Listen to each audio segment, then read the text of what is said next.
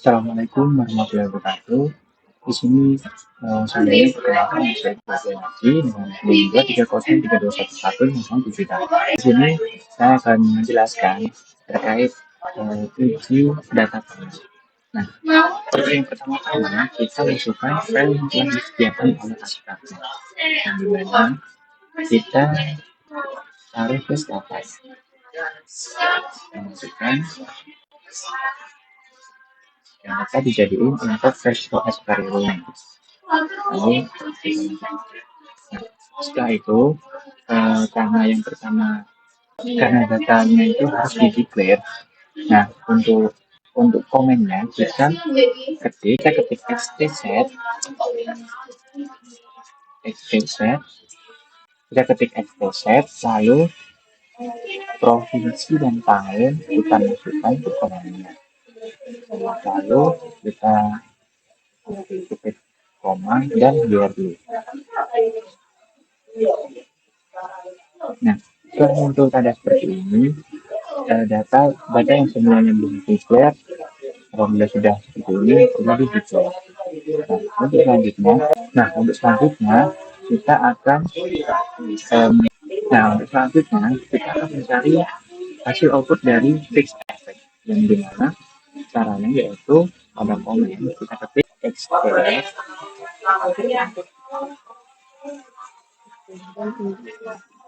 ketik extract, lalu variabel independen dan dependennya kita masukkan. Nah, setelah dimasukkan, jangan lupa koma lalu FA. Ini menandakan yaitu fixed effect. Ini akan muncul output seperti ini. Ini adalah hasil output fixed effect ya teman-teman. Nah, setelah itu kita ketik lagi estimate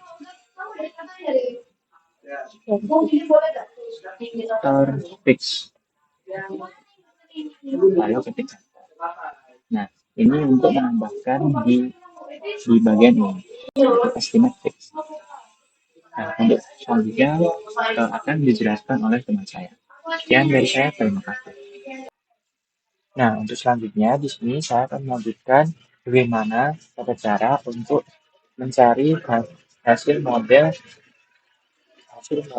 random effect. Nah, di sini tata caranya yaitu di bagian komen kita ketik extract,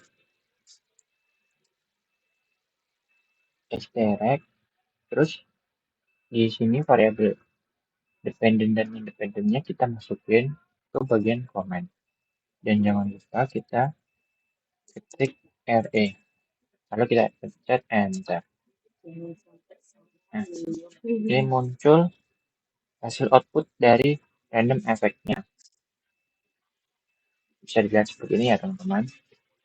Lalu kita selanjutnya di bagian komen kita ketik lagi estimate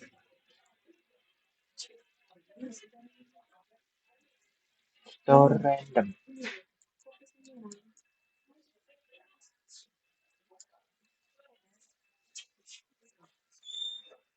Lalu bentar.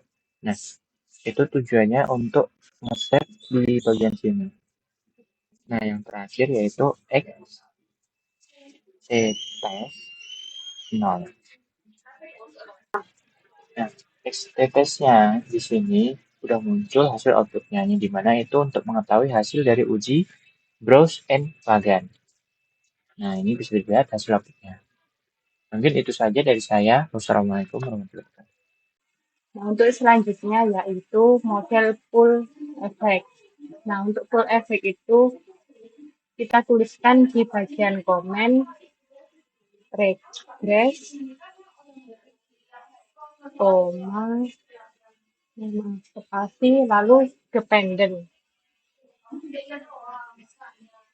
Nah, untuk komennya itu dimasukkan di sini itu rumus regress, kemudian variabel dependent dan independennya.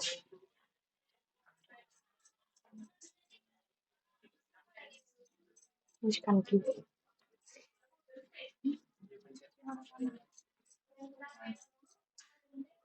Nah, setelah dimasukkan semua variabel dependen dan independennya itu, kita enter. Nah, untuk hasilnya itu dapat dilihat pada koefisien. Seperti ini. Kemudian dilanjut untuk Hausman itu kita tuliskan di kolom komen Hausman fit random, koma, fit mamut. Nah, apabila selesai itu nanti di enter. Untuk selanjutnya itu ada cara baca. Nah, cara bacanya itu dapat dilihat menggunakan ketiga uji, yaitu ada uji Birch-Pagan, uji Joe, dan uji Hausman. Nah, untuk uji Birch-Pagan itu dapat dilihat dari XG-test-nya yang dilihat berdasarkan probabilitas chi-square. Nah, untuk uji Birch-Pagan itu probabilitas chi-square-nya itu mendapatkan 0,00 yang artinya probabilitas kurang dari 0,05, yang mana model yang diterima itu di random effect.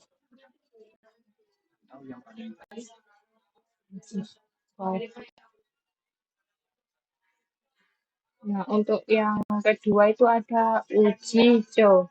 Uji Joe itu dapat dilihat pada tes PAR. Nah, untuk uji Joe-nya itu dapat dilihat dari ST PAR yang didapat dari nilai probabilitas F. Nah, di sini tuh nilainya 0,00, yang artinya probabilitas kurang dari 0,05, di mana model yang paling baik itu yang dipilih fixed effect. Nah, untuk uji Hausman dapat dilihat dari, nah di sini uji Hausman itu dilihat dari probabilitas chi-square, di mana nilainya di sini itu terdapat 0,78 sekian, yang artinya probabilitasnya itu lebih besar dari 0,05, yang artinya model yang terbaik itu menggunakan random effect. Nah, jadi kesimpulannya dari ketiga model tersebut yang diterima itu paling baik pada model random effect yang dilihat dari ketiga uji tersebut. Nah, untuk interpretasi dari model yang dianggap terbaik itu ada di yang mana dari sini tuh dilihat pada nilai koefisien. Nah, nilai koefisien tersebut dengan variabel dependennya itu produktivitas, sedangkan variabel independennya itu ada di lahan irigasi sampai di variabel hujan. Nah, untuk interpretasinya itu setiap peningkatan lahan irigasi sebesar satu satuan maka akan menyebabkan penurunan produktivitas sebesar min 1,58. Untuk yang kedua itu variabel tenaga kerja, yang mana setiap peningkatan tenaga kerja sebesar satu satuan akan menyebabkan peningkatan produktivitas sebesar 2,61. Oh, ini kayak Mas. Ini berarti kayak ribuan. Nah, yang selanjutnya itu ada variabel urea. Nah, yang mana dilihat dari koefisiennya setiap peningkatan variabel urea sebesar satu satuan, maka akan menyebabkan penurunan produktivitas sebanyak min, 0,00 sekian. Untuk NPK, setiap peningkatan satu satuan maka akan menyebabkan penurunan dari produktivitas sebesar min 1,37. Untuk SP36, di mana setiap peningkatan satu satuan akan menyebabkan peningkatan pada produktivitas sebesar 0,00. Nah, untuk variabel ZA, di mana setiap